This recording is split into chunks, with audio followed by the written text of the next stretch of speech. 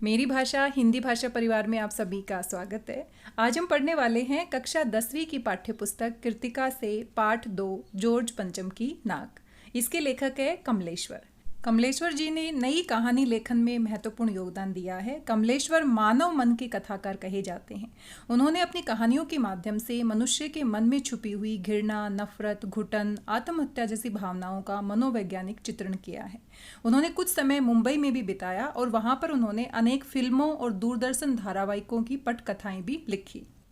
कमलेश्वर जी का पत्रकारिता से विशेष लगाव था। उन्होंने नई कहानी, सारिका, दैनिक जागरण और दैनिक भास्कर का संपादन बड़ी ही कुशलता के साथ किया। कमलेश्वर जी ने अपनी कहानियों में उर्दू, अंग्रेजी, आंचलिक शब्दों और मुहावरों का सटीक प्रयोग किया है। इनकी भाषा बड़ी ही मार्मिक है और आम जीवन को समझ में आने वाली है।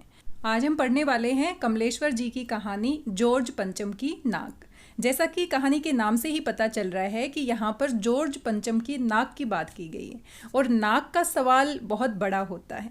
नाक एक ऐसा शब्द है जो हमारे मुहावरों में भी प्रयोग किया जाता है और नाक का बड़ा ही महत्व होता है। क्या आप मुझे बता सकते हैं नाक से जुड़े हुए मुहावरे, ऐसे मुहावरे जिसमें नाक शब्द का प्रयोग किया हो? जरा सोचिए। नाक शब्द से जुड़े कुछ मुहावरे हैं: नाक कटना, नाक रगड़ना, नाक रखना, नाक कटवाना, नाक में दम करना, नाको चने चबाना। ये सारे ही मुहावरे नाक शब्द से जुड़े हुए हैं और आप इनके अर्थ को खोजने की कोशिश कीजिए। कहानी के नाम से हमें इतना तो पता चल गया कि इसमें जॉर्ज पंचम के नाक की बात की गई है। अब किस तरीके से बात की गई है वो तो कहानी पढ़ने के बाद ही हमें पता चलेगा। पहले एक घटना के बारे में सोचिए। कुछ दिनों पहले हमारे भारत में अमेरिका के राष्ट्रपति डोनाल्ड ट्रंप आने वाले थे। जब डोनाल्ड ट्रंप आने वाले थे और आए और उसके बाद वो चले गए, इन तीनों ही स्थितियों में पूरे भारतवर्ष में हर जगह सिर्फ डोनाल्ड ट्रंप की बात हो रही थी। उन्होंने कैसे कपड़े पहने, उनकी पत्नी कैसी दिखाई देती थी, उनके साथ कौन कौन मेहमान आए, वो ताजमहल देखने गए, यहाँ तक कि चुटकुले भी डोनाल्ड ट्रंप के ऊपर बनने लगे थे। मोदी जी के भाषण के बारे में, डोनाल्ड ट्रंप के भाषण के बारे में किस तरह का संबोधन किया गया, चारों तरफ सिर्फ और सिर्फ डोनाल्ड ट्रंप दिखाई दे रहे थे। आप सोच रहे होंगे डोनाल्ड ट्रंप की इतनी बातें क्यों की जा रही है? क्योंकि ऐसा ही कुछ हमारी कहानी में होने वाला है। हमारी कहानी में इंग्लैंड की रानी एलिजाबेथ द्वितीय आने वाली है और चारों तरफ जो माहौल है वो कुछ ऐसा ही है, दिखावे का माहौल है और कितनी जल्दबाजी में ऐसा कुछ दिखाने की कोशिश की जा रही है जो वास्तविकता में नहीं है। जब भी कोई ऐसी हस्ती आती है तो पूरे देश की, पूरे शहर की काया पलट दी जाती है। जो काम इतने सालों से नहीं होता है वो काम 2 सेकंड में हो जाता है।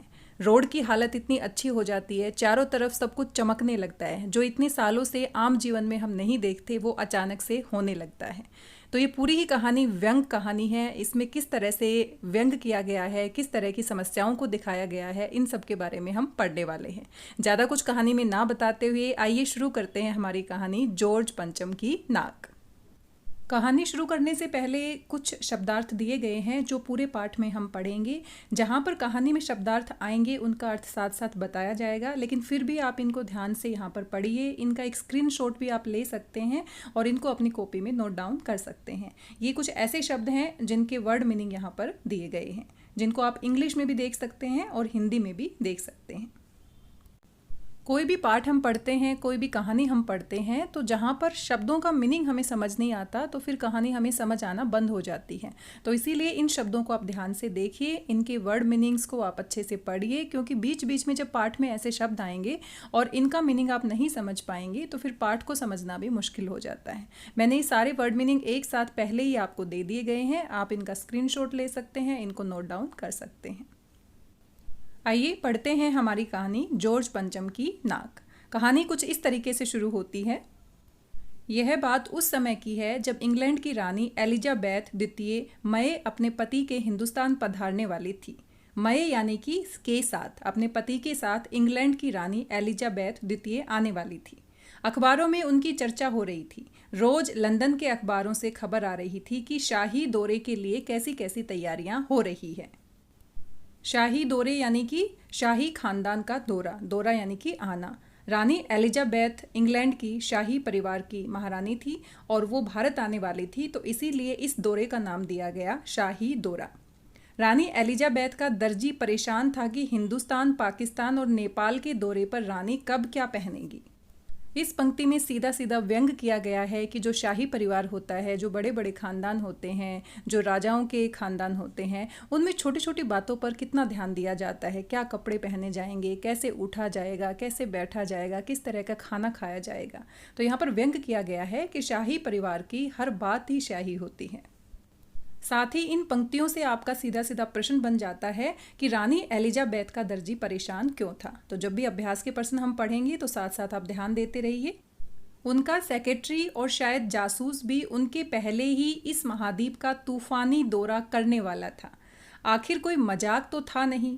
जमाना चूंकि नया था, फौज फाटे के साथ निकलने के दिन बीत चुके थे, इसलिए फोटोग्राफरों की फौज तैयार हो रही थी। यानी पहले जब राजा महाराजा कहीं पर जाते थे, किसी दौरे पर जाते थे, तो फौज होती थी, सेना होती थी जो पैदल चलती थी, रानी का जो रथ होता था वो आगे आगे चलता था। लेकिन आजकल थोड़ा ज़माना बदल गया है और जो रानी एलिजाबेथ के सेक्रेटरी हैं या जासूस हैं वो पहले ही महाद्वीप का दौरा कर चुके होंगे, यानी कि भारत के बारे में पूरी जानकारी इकट्ठी कर चुके होंगे। तूफानी दौरा यानी जल्दबाजी में किया गया दौरा। और साथ ही जो सेना होती थी या सेना की टुकड़ी साथ साथ चलती थी, आज उस सेना की टुकड़ी की जगह फोटोग्राफर और पत्रकारों ने जगह ले ली है। रानी जहां भी जाएगी उसके साथ साथ फोटोग्राफर और पत्रकार की फौज तैयार हो रही थी। इंग्लैंड के अखबारों की कतरनें हिंदुस्तानी अखबारों में दूसरे दिन चिपकी नजर आती थी।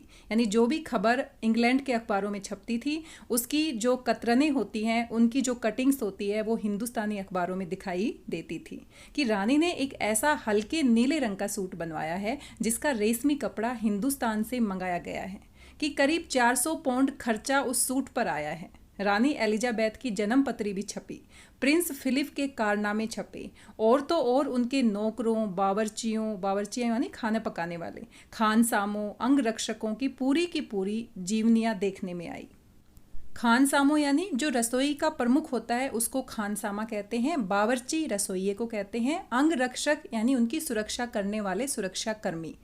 तो रानी एलिजाबेथ के साथ साथ जो प्रिंस फिलिप हैं, साथ में उनके नौकर हैं, रसोइया हैं, खाना पकाने वाले हैं, उनकी सुरक्षा करने वाले हैं, चारों तरफ उनकी खबरें छाई हुई हैं। और इनका कोई महत्व नहीं है, लेकिन फिर भी अखबार इनकी खबरों से भरे हुए हैं। पत्रकारिता को समाज का दर्पण कहा जाता है। पत्रकार जो होते हैं वो आम जनता तक पूरे समाज का, पूरे देश का चित्र प्रस्तुत कर सकते हैं। तो पत्रकारों की जो जिम्मेदारी होती है वो बहुत ही महत्वपूर्ण होती है। उनको ऐसे मुद्दों को उठाना चाहिए जो सच में देश के लिए फ़ायदेमंद है। लेकिन ऐसी छोटी छोटी बातों से हमारे अखबार भरे हुए होते हैं, तो कहीं ना कहीं पत्रकारिता के ऊपर यहाँ पर व्यंग किया गया है। हम हर रोज़ अखबार देखते हैं, हर रोज़ टीवी देखते हैं, रेडियो सुनते हैं। 4 खबरों के साथ 40 खबरें ऐसी होती है जिनका कोई महत्व नहीं होता। जो बड़े बड़े सेलिब्रिटी होते हैं, उन्होंने कब छींक मारी, उन्होंने कब रुमाल पकड़ा, उन्होंने कब रुमाल से नाक साफ किया, ऐसी छोटी छोटी और बेहुदा बातें हमें सुनने को मिलती हैं। लेकिन जो बड़े बड़े मुद्दे होते हैं, जो बड़ी बड़ी समाज की समस्याएं होती हैं, वो कहीं ना कहीं छुपी हुई होती हैं। एक सच्चा पत्रकार पूरे देश को, पूरे समाज को एक सच्चा आईना दिखा सकता है, पूरे देश का एक सच्चा रूप दिखा सकता है। उसकी कलम में इतनी ताकत होती है कि वो जो भी खबर लिखेगा वो पूरे देश तक बड़ी आसानी से पहुंच जाती है। तो अब उसके ऊपर निर्भर करता है कि वो अच्छी खबरें ज़्यादा पहुंचाता है या बेकार की बेतुकी खबरें पहुंचाता है। तो यहाँ पर सीधा सीधा पत्रकारिता पर व्यंग किया गया है। आप भी इसके बारे में सोचिए। शाही महल में रहने और पलने वाले कुत्तों तक की तस्वीरें अखबारों में छप गई। बड़ी धूम थी, बड़ा शोर शराबा था। शंख इंग्लैंड में बज रहा था, गूंज हिंदुस्तान में आ रही थी। इन खबरों से हिंदुस्तान में सनसनी फैल रही थी। सनसनी मतलब खलबली मची हुई थी, डिस्टरबेंस हो रहा था। हर तरफ सिर्फ और सिर्फ रानी एलिजाबेथ की खबरें सुनाई दे रही थी, दिखाई दे रही थी। राजधानी में तहलका मचा हुआ था, राजधानी दिल्ली में तहलका मचा हुआ था, पूरा ही खलबली मची हुई थी। जो रानी 5,000 रुपए का रेशमी सूट पहनकर पालम के हवाई अड्डे पर उतरेगी, यानी रानी का जो सूट था नीले रंग का, वो भी पहले से ही सुर्खियों में आ चुका था। उसके लिए कुछ तो होना ही चाहिए, कुछ क्या बहुत कुछ होना चाहिए। जिसके बावर्ची पहले महायुद्ध में जान हथेली पर लेकर लड़ चुके हैं, उसकी शान शौकत के क्या कहने। और वही रानी दिल्ली आ रही है। नई दिल्ली ने अपनी तरफ देखा और बेसाख्ता मुंह से निकल गया। बेसाख्ता होता है स्वाभाविक रूप से, नेचुरल तरीके से। बेसाख्ता उर्दू का शब्द है। बेसाख्ता मुंह से निकल गया, वह आए हमारे घर, खुदा की रहमत, कभी हम उनको कभी अपने घर को देखते हैं। ये बहुत ही प्रसिद्ध शेर है जो आपने भी सुना होगा। वह आए हमारे घर, खुदा की रहमत है, कभी हम उनको कभी अपने घर को देखते हैं। और देखते देखते नई दिल्ली का काया पलट होने लगा। काया पलट होना यानी कि पूरी तरह से बदल जाना। जो पहले इतने सालों से बदलाव नहीं हुआ था वो अचानक से बदलाव दिखाई दे रहा था। और करिश्मा तो ये था कि किसी ने किसी से नहीं कहा, किसी ने किसी को नहीं देखा, पर सड़कें जवान हो गई, बुढ़ापे की धूल साफ हो गई, इमारतों ने नाजनीनों की तरह श्रृंगार किया। नाजनीनो यहाँ पर उर्दू का शब्द है। नाजनीनो का अर्थ है कोमलांगनी या फिर सुंदर महिला हम कह सकते हैं। तो ऐसा लग रहा था सड़कें जवान हो गई है। यहाँ पर सीधा सीधा व्यंग है कि जो सड़कें टूटी फूटी हालत में होती हैं, इतने सालों तक जिसकी मरम्मत नहीं करवाई जाती है, वो अचानक से रानी एलिजाबेथ के आने की खबर सुनकर जवान हो गई हैं। जवान होना यानी बिल्कुल उनकी मरम्मत हो गई है। बुढ़ापे की जो धूल थी, जो टूटी फूटी सड़कें थी, वो बिल्कुल साफ हो गई है। इमारतें थी नाजनीनों की तरह श्रृंगार किया, सुंदर स्त्रियों की तरह ऐसी सजी धजी इमारतें लग रही थी जो इतने सालों से बुरी हालत में थी। तो यहाँ पर आप देख सकते हैं कि दिखावा कितना किया जाता है। जब भी कोई राजनीतिक पार्टी की रैली निकाली जाती है, पूरा गली पूरे मोहल्ला साफ हो जाता है। लेकिन अगर आम जीवन की बात करें तो आम जीवन में अगर सड़क के ऊपर एक छोटा सा गड्ढा है जिसकी वजह से आम जनता को परेशानी हो रही है, सालों साल उसके बारे में कंप्लेन करने पर भी उसमें सुधार नहीं होता। तो ये हम सभी महसूस करते हैं। लेकिन एक बड़ी मुश्किल पेश थी, वह भी जॉर्ज पंचम की नाक। नई दिल्ली में सब कुछ था, सब कुछ होता जा रहा था, सब कुछ हो जाने की उम्मीद थी, पर जॉर्ज पंचम की नाक बड़ी मुसीबत थी। नई दिल्ली में सब था, सिर्फ नाक नहीं थी। अब यहाँ पर बात की जा रही है जिसके आधार पर हमारे पाठ का नाम रखा गया है। जॉर्ज पंचम की मूर्ति जो दिल्ली में है, उसकी नाक किसी तरीके से टूट गई है। अब उस नाक को ठीक करना, क्योंकि रानी एलिजाबेथ की सवारी वहाँ से गुजरेगी और रानी जब जॉर्ज पंचम की मूर्ति को बिना नाक के देखेगी तो हमारे देशवासियों की नाक कट जाएगी। तो सबका ध्यान सिर्फ और सिर्फ इस पे लगा हुआ था कि जॉर्ज पंचम की मूर्ति की नाक को कैसे ठीक किया जाए। देश में इतने मुद्दे हैं जिनके बारे में सोचना चाहिए, जिनके बारे में हमें बात करनी चाहिए, लेकिन यहाँ पर सिर्फ और सिर्फ जॉर्ज पंचम की मूर्ति की बात हो रही है और साथ में रानी एलिजाबेथ के दौरे की बात हो रही है। तो सीधा सीधा व्यंग है कि कितना दिखावा किया जाता है। जो एक्चुअल ग्राउंड होता है उस पर जो काम होता है और जो दिखाने के नाम पर काम होता है, दोनों में कितना बड़ा अंतर होता है। इस नाक की भी एक लंबी दास्तान है। दास्तान यानी कहानी। जॉर्ज पंचम की नाक की भी एक लंबी कहानी है, आइए जानते हैं। इस नाक के लिए बड़े तहलके मचे थे। तहलका यानी हंगामा। किसी वक्त आंदोलन हुए थे, राजनीतिक पार्टियों ने प्रस्ताव पास किए थे, चंदा जमा किया था, कुछ नेताओं ने भाषण भी दिए थे, गर्मा गर्म बहसें भी हुई थी, अखबारों के पन्ने रंग गए थे। बहस इस बात की थी कि जॉर्ज पंचम की नाक रहने दी जाए या हटा दी जाए। और जैसा कि हर राजनीतिक आंदोलन में होता है, कुछ पक्ष में थे और कुछ विपक्ष में थे और ज़्यादातर लोग खामोश थे। खामोश रहने वालों की ताकत दोनों तरफ थी। जो लोग खामोश रहते हैं ऐसा लगता है कि वो पक्ष में भी हैं और विपक्ष में भी हैं। ये आंदोलन चल रहा था। जॉर्ज पंचम की नाक के लिए हथियारबंद पहरेदार तैनात कर दिए गए थे। क्या मजाल कि कोई उसकी नाक तक पहुंच जाए। हिंदुस्तान में जगह जगह ऐसी नाकें खड़ी थी और जिन तक लोगों के हाथ पहुंच गए उन्हें शानो शौकत के साथ उतारकर अजायब घरों में पहुंचा दिया गया। अजायब घर यानी म्यूजियम। कहीं कहीं तो शाही लाटों की नाकों के लिए गुरिल्ला युद्ध होता था। गुरिल्ला एक युद्ध पद्धति है जो आप एसएसटी में पढ़ते हैं, जिसमें छापामार युद्ध किया जाता है। लाट हम मूर्ति को कहते हैं जिसका स्टैचू बनाया जाता है, खंबा या मूर्ति, जिसको हम लाट कहते हैं। उसी जमाने में यह हादसा हुआ। इंडिया गेट के सामने वाली जॉर्ज पंचम की लाट की नाक एकाएक गायब हो गई। हथियारबंद पहरेदार अपनी जगह तैनात रहे, गश्त लगती रही और लाट की नाक चली गई। यहाँ पर आज़ादी के लिए किए गए संग्राम की बात की जा रही है। आज़ादी के लिए जब लड़ाई लड़ी गई थी तो बहुत सारे देशभक्त ऐसे थे जिनको विदेशी पुतले पसंद नहीं थे और उन्हीं की वजह से ये जो नाक है वो गई थी। इसी की कहानी यहाँ पर बताई जा रही है। साथ में जॉर्ज पंचम की जो मूर्ति है जब भारत गुलाम था तब स्थापित की गई थी। तो आधे लोग इसके पक्ष में थे और आधे लोग इसके विपक्ष में थे। एकाएक यानी अचानक से। हथियारबंद पहरेदार अपनी जगह तैनात रहे। मूर्ति के चारों तरफ हथियारबंद पहरेदारों को तैनात किया गया था। गश्त लगती रही और लाट की नाक चली गई, यानी इतने पहरे के बीच में भी जॉर्ज पंचम की मूर्ति की नाक चली गई।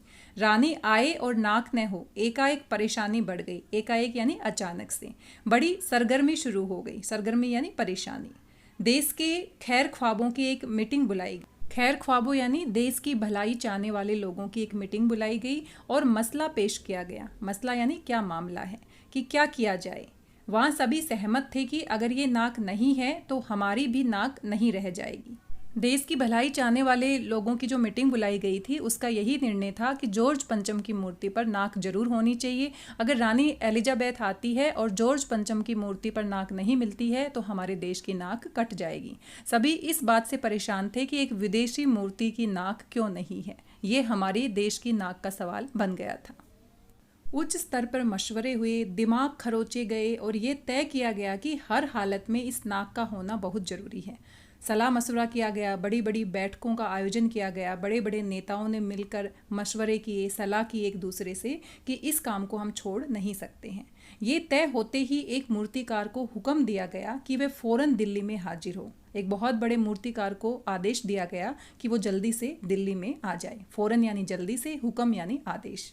मूर्तिकार यूँ तो कलाकार था पर जरा पैसे से लाचार था। तो यहाँ पर भी व्यंग है कि जो बड़े बड़े कलाकार होते हैं वो अपनी कला के साथ साथ पैसा ना मिलने की वजह से और अपना जीवन यापन ना करने की वजह से कितनी मुसीबतों का सामना करते हैं। तो कभी कभी जो बड़े बड़े कलाकार हैं उनको अपनी कला से ज़्यादा पैसे के बारे में सोचना पड़ता है। मूर्तिकार यूँ तो कलाकार था पर जरा पैसे से लाचार था। लाचार यानी मजबूर। आते ही उसने हुक्कामों के चेहरे देखे। हुक्कामों यानी शासकीय अधिकारी, ऑफिसर्स। आते ही उसने हुक्कामों के चेहरे देखे। अजीब परेशानी थी उन चेहरों पर। कुछ लटके, कुछ उदास और कुछ बदहवास थे। बदहवास यानी अपने होश खो बैठना, परेशान होना। उनकी हालत देखकर लाचार कलाकार की आंखों में आंसू आ गए। तभी एक आवाज़ सुनाई दी, मूर्तिकार, जॉर्ज पंचम की नाक लगानी है। यानी मूर्तिकार को आदेश दिया गया कि आपको जॉर्ज पंचम की मूर्ति पर नाक लगानी है। मूर्तिकार ने सुना और जवाब दिया, नाक लग जाएगी, पर मुझे ये मालूम होना चाहिए कि ये लाट कब और कहाँ बनी थी। लाट यानी जो मूर्ति है, मूर्ति को हम क्या कहते हैं, लाट। जो मूर्ति चौराहे पे स्थापित की जाती है, जो स्टेचू बनाए जाते हैं, उन्हीं को हम क्या कहते हैं, लाट। इस लाट के लिए पत्थर कहाँ से लाया गया था, यानी कि मुझे इसकी इतिहास के बारे में जानना होगा। अगर मुझे उसी तरह का पत्थर मिल जाएगा तो मैं अपनी कलाकारी से इसकी नाक बना दूंगा। आइए आगे देखते हैं, क्या उसी प्रकार का पत्थर मिल पाएगा, क्या मूर्तिकार अपने वादे को पूरा कर पाएगा, क्या जॉर्ज पंचम की नाक लग पाएगी। आप यहाँ चित्र में देख सकते हैं, ये सारे बड़े बड़े हुक्काम हैं, यानी कि ऑफिसर्स हैं, बड़े बड़े अधिकारी हैं, जिन्होंने एक मीटिंग बुलाई है, बैठक बुलाई है और यहाँ पर चर्चा की जा रही है और साथ में आदेश दिया गया है कि मूर्ति के ऊपर नाक लगानी है। सब हुक्कामों ने एक दूसरे की तरफ ताका। ताका यानी देखा। एक की नज़र ने दूसरे से कहा कि ये बताने की जिम्मेदारी तुम्हारी है। खैर, मामला हल हुआ। मामला यानी जो भी समस्या थी, जो भी प्रॉब्लम थी, उसका हल निकाल लिया गया। एक क्लर्क को फ़ोन किया गया और इस बात की पूरी छानबीन करने का काम सौंप दिया गया। कौन सी छानबीन करना, कि मूर्ति कब बनाई गई थी, कहाँ बनाई गई थी और साथ में किस प्रकार का पत्थर इसमें प्रयोग किया गया था। पुरातत्व विभाग की फाइलों के पेट चीरे गए पर कुछ भी पता नहीं चला। पेट चीरना, फाइलों का पेट चीरना। आप देख सकते हैं कितनी सुंदर और व्यंग्यपूर्ण भाषा का प्रयोग किया गया है। यानी इतनी पुरानी पुरानी फाइलों को देखा गया। जो फाइलें काम की होती हैं वो सालों दर सालों एक दूसरे के नीचे दबी पड़ी रहती हैं, लेकिन इस छोटे से काम के लिए, बेतुके काम के लिए इतनी पुरानी फाइलों को देखा गया, उनका पेट चीरा गया। क्या जॉर्ज पंचम की मूर्ति पर नाक लगाना इतना ज़रूरी है? क्या इतनी परफेक्ट नाक बनाना इतना ज़रूरी है? क्या रानी एलिजाबेथ सिर्फ और सिर्फ जॉर्ज पंचम की मूर्ति को ही देखेगी? कितने सारे सवाल हमारे दिमाग में घूम रहे हैं। क्लर्क ने लौटकर कमेटी के सामने कांपते हुए बयान किया, सर मेरी खता माफ़ हो, फाइलें सब कुछ हजम कर चुकी हैं। खता यानी गलती, हजम करना यानी पचाना। जब हम खाना खाते हैं तो वो हजम हो जाता है, डाइजेस्ट हो जाता है, पचा देते हैं।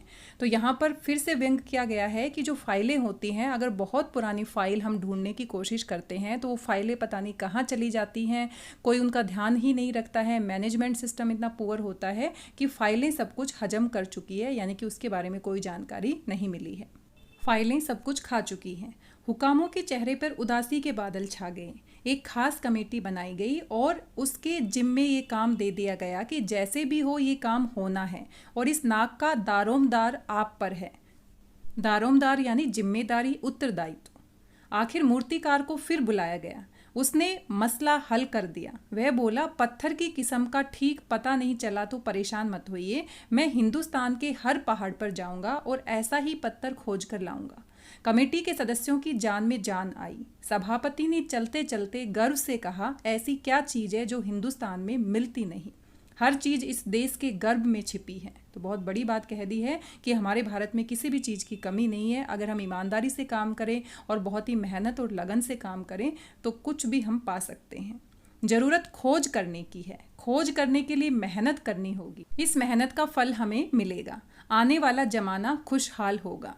तो यहाँ पर जो हुकाम हैं, जो अफसर हैं, सभापति हैं, वो कितनी अच्छी बात कह रहे हैं। काश कि इस बात पर अमल भी किया जाए, क्योंकि मेहनत का फल हमेशा ही मीठा होता है। और साथ में मेहनत करने से कहते हैं कि ईश्वर भी मिल जाता है। कोई भी काम बिना मेहनत के पूरा नहीं किया जा सकता।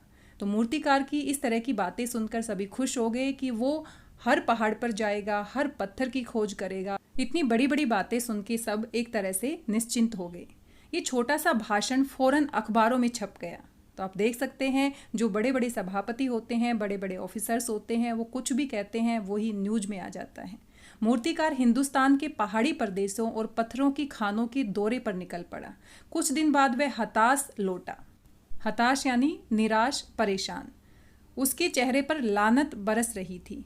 उसने सिर लटकाकर खबर दी, हिंदुस्तान का चप्पा चप्पा खोज डाला। चप्पा चप्पा यानी हर जगह खोज डाली, पर इस किस्म का पत्थर कहीं नहीं मिला। ये पत्थर विदेशी है। तो मूर्तिकार ने बताया कि वह नाकामयाब हो चुका है। वो सोच रहा था कि हर पत्थर की तलाश करेगा, हर पहाड़ पर जाएगा और उसको इस तरह का पत्थर मिल जाएगा, लेकिन ये पत्थर विदेशी है, विदेश से मंगाया गया है। तो हमारे भारत में इस तरह का पत्थर नहीं मिलता। सभापति ने तैश में आकर कहा, तैश में आना यानी गुस्से में आना, लानत है आपकी अकल पर। विदेशों की सारी चीज़ें हम अपना चुके हैं, दिल, दिमाग, तौर तरीके और रहन सहन। जब हिंदुस्तान में बाल डांस तक मिल जाता है तो पत्थर क्यों नहीं मिल सकता? सभापति ने डांटा मूर्तिकार को। उसने कहा, तुम्हारे ऊपर लानत है, तुम्हें शर्म आनी चाहिए। मूर्तिकार चुप खड़ा था। सहसा उसकी आंखों में चमक आ गई। सहसा यानी अचानक से। उसने कहा, एक बात मैं कहना चाहूँगा, लेकिन इस शर्त पर कि ये बात अखबार वालों तक न पहुँचे। यानी कि उसके दिमाग में एक खुरापाती आइडिया आया है। सभापति की आंखों में भी चमक आई। चपरासी को हुक्म हुआ और कमरे के सब दरवाजे बंद कर दिए गए। तब मूर्तिकार ने कहा, देश में अपने नेताओं की मूर्तियां भी हैं। अगर इजाज़त हो और आप लोग ठीक समझें तो मेरा मतलब है तो जिसकी नाक इस लाट पर ठीक बैठे उसे उतार लाया जाए। इस घटना पर एक ही मुहावरा फिट बैठता है कि जब घी सीधी उंगली से ना निकले तो उंगली टेढ़ी करनी पड़ती है। यानी सही तरीके से काम नहीं बनता है तो अपने तरीके हमें उल्टे करने पड़ते हैं, और ऐसा बहुत होता है और इसी वजह से भ्रष्टाचार होता है। तो आप देख सकते हैं किस तरह से टॉप सीक्रेट रखा गया है और एक अजीब सा आइडिया मूर्तिकार के मन में आया है कि जो दूसरे नेताओं की मूर्ति है उनकी नाक हटाकर इसकी मूर्ति पर लगा दी जाए। सबने सबकी तरफ देखा। सबकी आंखों में एक क्षण की बदहवासी के बाद खुशी तैरने लगी। बदहवासी यानी परेशानी। कुछ देर के लिए तो जैसे ही मूर्तिकार ने ये सुझाव दिया वो परेशान हो गए, लेकिन बाद में उन्होंने सोचा कि काम तो किसी ना किसी तरीके से पूरा करना ही है। सभापति ने धीमे से कहा, लेकिन बड़ी होशियारी से, यानी इस बात की कानों कान किसी को खबर नहीं होनी चाहिए। और मूर्तिकार फिर देश दौरे पर निकल पड़ा। जॉर्ज पंचम की खोई हुई नाक का माप उसके पास था। मूर्तिकार ने जॉर्ज पंचम की मूर्ति की नाक का माप ले लिया था और वो दोबारा से ऐसे नेता की मूर्ति ढूंढने के लिए निकल गया जिसकी नाक जॉर्ज पंचम की मूर्ति की नाक से मिलती हो। दिल्ली से वह बंबई पहुंचा। दादा भाई नौरोजी, गोखले, तिलक, शिवाजी, गांव सजी जहांगीर, सबकी नाकें उसने टटोली, नापी और गुजरात की ओर भागा। तो आप देख सकते हैं कितनी शर्म की बात है कि हम अपने शहीदों का, अपने महापुरुषों का सम्मान नहीं कर रहे, एक विदेशी मूर्ति की नाक को इतना महत्व दे रहे हैं और अपने नेताओं की मूर्ति की नाक को हटाकर उस मूर्ति पर लगाने के लिए तैयार तक हो रहे हैं। टटोलना यानी अच्छे से जांच पड़ताल करना कि क्या इसकी नाक का माप जॉर्ज पंचम की मूर्ति की नाक के माप से मिलता है कि नहीं। और गुजरात में गांधी जी, सरदार पटेल, विट्ठल भाई पटेल, महादेव देसाई की मूर्तियों को परखा और बंगाल की ओर चला। गुरुदेव रविंद्रनाथ, सुभाष चंद्र बोस, राजा राम मोहन राय आदि को भी देखा। नाप जोख की और बिहार की तरफ चला। बिहार होता हुआ उत्तर प्रदेश की ओर आया। चंद्रशेखर आजाद, बिस्मिल, मोतीलाल नेहरू, मदन मोहन मालवीय की लाटों के पास गया। लाट यानी मूर्ति, स्टैचू। घबराहट में मद्रास भी पहुंचा। सत्य मूर्ति को भी देखा और मैसूर, केरल आदि सभी प्रदेशों का दौरा करता हुआ पंजाब पहुंचा। लाला लाजपत राय और भगत सिंह की लाटों से भी सामना हुआ। आखिर दिल्ली पहुंचा और उसने अपनी मुश्किल बयान की। पूरे हिंदुस्तान की परिक्रमा कर आया। परिक्रमा यानी चक्कर लगाना। सब मूर्तियां देख आए, सबकी नाकों का नाप लिया, पर जॉर्ज पंचम की इस नाक से सब बड़ी निकली। यानी जॉर्ज पंचम की नाक जो है वो बहुत छोटी नाक है। हमारे जितने भी शहीद हैं, जितने भी वीर हैं, जिनकी मूर्तियों की मैंने नाक का माप तोल लिया, तो वो सब इन नाक से बड़ी हैं। तो कहीं ना कहीं यहाँ पर बताया गया है कि हमारे जो वीर शहीद हैं, हमारे जो महापुरुष हैं, वो कहीं ना कहीं उनकी नाक हमेशा ऊंची रही है। उन्होंने अपने देश की नाक हमेशा ऊंची रखी है। वास्तव में नाक हमारे मान सम्मान, हमारी प्रतिष्ठा का प्रतीक होता है। कहा भी जाता है कि कुछ भी करना, लेकिन ऐसा काम मत करना कि नाक कट जाए। तो नाक को ऊंचा रखना, नाक को बनाए रखना, मान सम्मान और प्रतिष्ठा को बनाए रखना। तो जितनी भी मूर्तियां यहाँ पर देखी गई है, कहीं ना कहीं कहा गया है कि इनकी नाक हमेशा ऊंची रही है, इनकी नाक बड़ी रही है, क्योंकि इन्होंने अपने देश की नाक को कभी झुकने नहीं दिया। मूर्तिकार की ये बात सुनकर सब हताश हो गए, निराश हो गए और झुंझलाने लगे। झुंझलाना यानी गुस्से में झुंझलाना। मूर्तिकार ने ढांढस बंधाते हुए आगे कहा। ढांढस बंधाना यानी सांत्वना देना। सुना है कि बिहार सेक्रेटेरिएट के सामने सन 42 में शहीद होने वाले बच्चों की मूर्तियां स्थापित हैं। शायद बच्चों की नाक ही फिट बैठ जाए, ये सोचकर वहां भी पहुंचा, पर उन बच्चों की नाकें भी इससे कहीं बड़ी बैठती हैं। अब बताइए मैं क्या करूं। यानी कि यहाँ पर बच्चों की नाक की भी बात की गई, लेकिन बच्चों की नाक भी इस मूर्ति की नाक से बड़ी है। कहानी का नाम ठीक ही रखा गया है, जॉर्ज पंचम की नाक। पूरी कहानी में जॉर्ज पंचम की मूर्ति की नाक की बात की गई है और जॉर्ज पंचम की मूर्ति की नाक के माध्यम से पूरी व्यवस्था पर व्यंग किया गया है। राजधानी में सब तैयारियां थी। जॉर्ज पंचम की लाट को मल मल कर नहलाया गया था, रोगन लगाया गया था। रोगन यानी रंग करना, कलर करना। सब कुछ हो चुका था, सिर्फ नाक नहीं थी। बात फिर बड़े हुक्कामों तक पहुंची। बड़ी खलबली मची। खलबली यानी तहलका, बिल्कुल डिस्टरबेंस हो गया।